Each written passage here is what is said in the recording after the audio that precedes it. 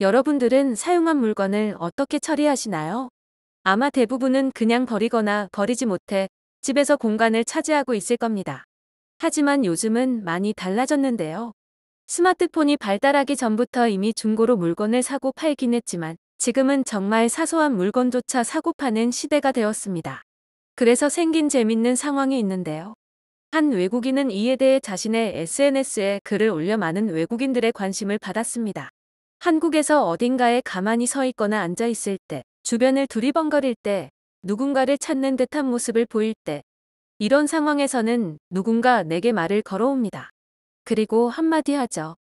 혹시 도를? 이 아니라 혹시 당근? 이라고 말이죠. 옛날에야 길에서 누군가 내게 말을 걸어온다면 길을 묻거나 아니면 몇 번 버스를 타야 어디를 갈 수 있는지 묻는 등 외에는 대부분은 도를 이었습니다. 이상하게 저는 번화가만 가면 꼭 하루에 한 번 이상 저 절대 이상한 사람 아니고요 라며 말을 걸어오던 사람들이 있었는데요. 그리고 이어지는 말은 조상님이 어쩌고 영혼이 어쩌고 하느님이 어쩌고 등. 하지만 이제는 많이 달라졌습니다. 내가 쓰던 물건을 중고로 팔거나 나눔하는 사람들이 많이 늘어나면서 몇 개의 앱의 인기가 크게 증가하며 당근을 찾는 사람이 많아졌습니다. 그러다 보니 웃기고 슬픈, 즉 우픈 상황이 많이 발생하는데요.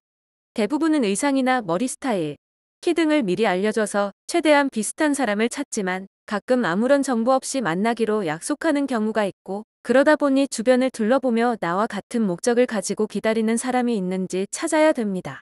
하지만 찍기에 신이 강림하지 못해 전혀 상관없는 사람에게 혹시 당근이냐고 묻는 경우가 종종 있습니다. 그런데 한 외국인은 이 상황에 대해서 SNS에 글을 올렸는데요. 어떤 내용인지 확인해 보겠습니다. 방금도 누군가 내게 당근이라고 말하며 접근했다. 나는 처음에 그가 무슨 말을 하는지 몰랐고 두 번, 세 번 횟수가 점점 늘어나니까 나는 새로운 포교 방법인가 생각했어. 한국에서는 둘 중 하나야. 나이가 많아 보이는 사람이 먼저 말을 걸어온다면 길을 묻거나 교회를 다니라고 말하거나 반대로 젊은 사람이 말을 걸면 사이비거나 방송하는 사람들. 그런데 언제부턴가 나한테 당근이냐고 묻더라고. 그래서 당근이 뭐냐고 물어보면 도망가듯 자리를 피하는데 나는 화를 내거나 귀찮아서 묻는 게 아니라 진짜 궁금해서 물어본 거거든. 하지만 한국인들은 내가 외국인이라서 그런지 그게 뭐냐고 물어보면 도망가 버려.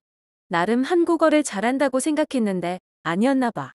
그래서 친한 친구에게 물어봤는데 물건을 사고 파는 앱이 있다더라고. 그래, 나만 몰랐던 거야. 이미 한국인들은 오래전부터 그 앱을 사용하고 있어 왔으며 외에도 몇 개의 앱이 더 있다더라. 한국은 중고 물건을 사고 파는 것이 매우 일반적인 상황이고 나만 그것에 적응하지 못했던 거지. 한국인들은 어떤 이슈가 발생하거나 대중적인 유행은 정말 빠르게 습득하고 번진다.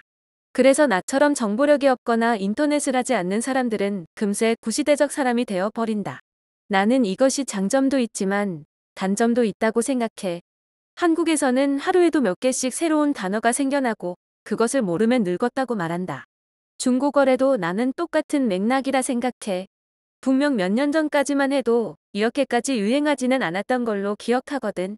물론 그때도 인터넷을 하지 않았기 때문에 나 혼자 한국에서 고립돼서 몰랐을 수도 있지만 요즘에는 길에서 당근이냐고 묻는 사람이 굉장히 많아졌어.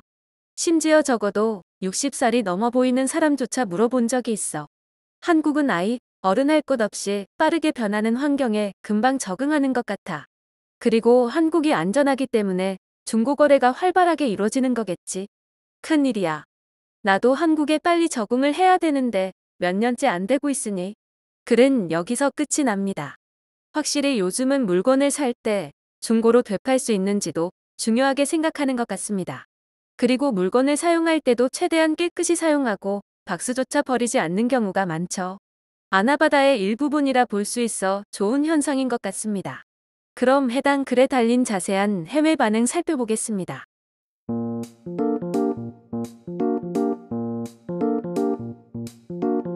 한국에서는 어떤 물건이 필요할 때 먼저 가격을 알아보고 구매는 하지 않아. 그리고 바로 중고로 사고 파는 앱을 켜서 가격을 확인한다. 그럼 웬만하면 더 싼 가격에 구매할 수 있어. 한국은 중고거래가 잘 되어 있어서 너무 좋은 것 같아. 나처럼 대학생이나 돈이 없는 사람들은 약간 사용한 흔적이 있는 물건을 더 싸게 구매할 수 있으니까. 가끔 나이 많은 사람들이 유니크한 물건을 올리기도 해. 나는 그런 물건을 구매하는 걸 굉장히 좋아한다. 하지만 가끔 사기도 했어. 또는 약속 장소에 나오지 않는 사람들도. 처음 당근을 이용해보면 두렵고 무섭지만 굉장히 재미있어. 나와 온라인으로만 대화를 나눈 사람과 마주하는 건 묘한 기분을 느낄 수 있거든. 맞아. 그리고 분명 나와 대화하던 사람이 맞는 것 같은데 서로 확신이 없을 때 바라보다가 눈이 마주치면 그제서야 당근이냐고 조심스럽게 물어보지.